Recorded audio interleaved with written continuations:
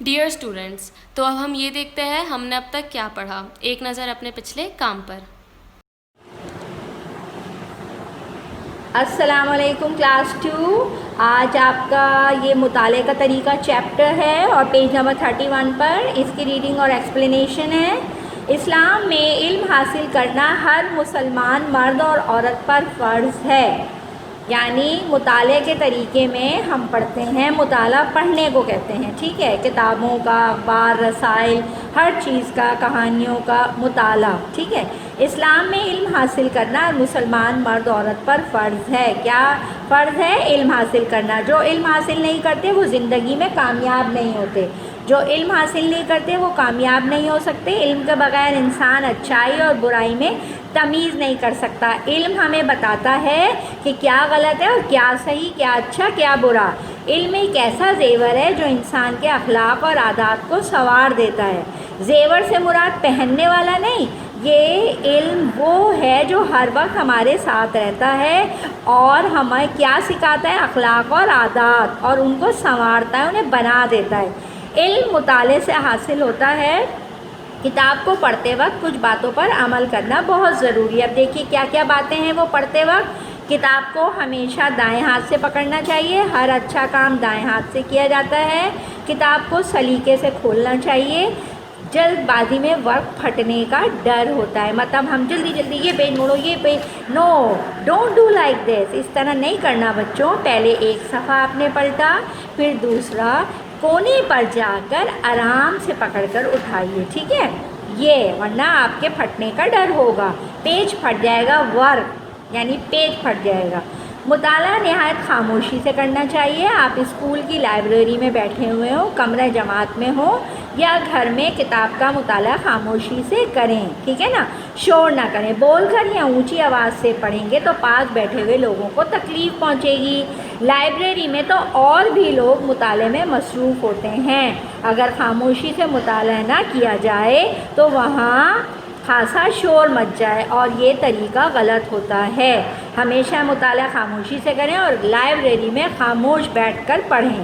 خاموش مطالعے سے اعصاب ہمارے یعنی دماغ پر برا اثر نہیں پڑتا، دماغ بھی بوجھ سے بچا رہتا ہے۔ شور کریں گے تو سمجھ نہیں آئے گی بات، دماغ بھی الجھے گا۔ خاموشی اور اطمینان سے پڑھی ہوئی چیز جلد یاد ہو جاتی ہے۔ اب سمجھ آئی بات؟ جو بچے اونچی آواز میں سبق رکھتے ہیں اس وقت تو انہیں سبق یاد ہو جاتا ہے، لیکن وہ جلدی بھول جاتے ہیں کہ کیا پڑھا تھا، ٹھیک ہے نا۔ مطالعے کا اسی لیے ہم کہتے ہیں کہ آرام آرام سے پڑھیں اور صحیح کر کے یاد کریں۔ مطالعے کا ایک اہم اصول بھی یاد رکھنا چاہیے، پڑھتے وقت کتاب اور آنکھ کے درمیان مناسب فاصلہ ہو۔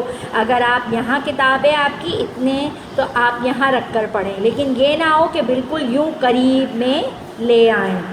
مطالعے کا پڑھتے وقت کتاب اور آنکھ کے درمیان فاصلہ رہے۔ بعض بچے مطالعے کے دوران کتاب پر جھک جاتے ہیں کہ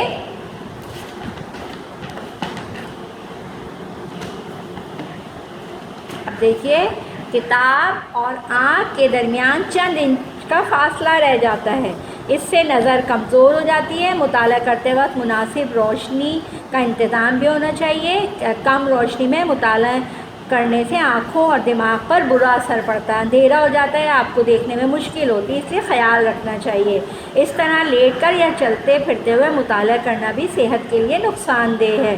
ہمیں بیٹھ کر تمیز سے پڑھنا چاہیے۔ مطالعہ کرتے ہوئے ہمیں ان چھوٹی باتوں کا خیال رکھنا چاہیے تاکہ ہم مطالعے کا صحیح لطف اٹھا سکیں اور ہمیں اس کا فائدہ بھی ہو، ٹھیک ہے نا بچوں۔ اب آپ کو سمجھ آ گئی کس طرح کرنا ہے۔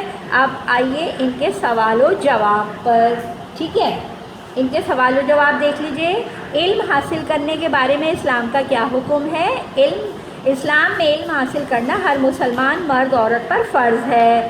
نمبر 2، کس چیز کے بغیر اچھائی برائی میں تمیز نہیں کی جا سکتی؟ علم کے بغیر انسان اچھائی اور برائی میں تمیز نہیں کر سکتا۔ سوال جیم، پڑھتے ہوئے کتاب کو کس ہاتھ میں پکڑنا چاہیے؟ پڑھتے ہوئے کتاب کو ہمیشہ دائیں ہاتھ میں پکڑنا چاہیے۔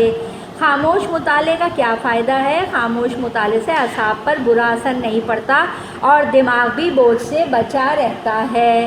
اونچی آواز سے رٹنے کا کیوں فائدہ نہیں؟ اونچی آواز میں سبق رٹنے سے اس وقت سبق تو یاد ہو جاتا ہے لیکن وہ جلدی بھول جاتا ہے۔ ٹھیک ہے، اب آپ کو سمجھ آ گئی نا؟ رٹنا نہیں چاہیے، سوچ سمجھ کے پڑھنا چاہیے۔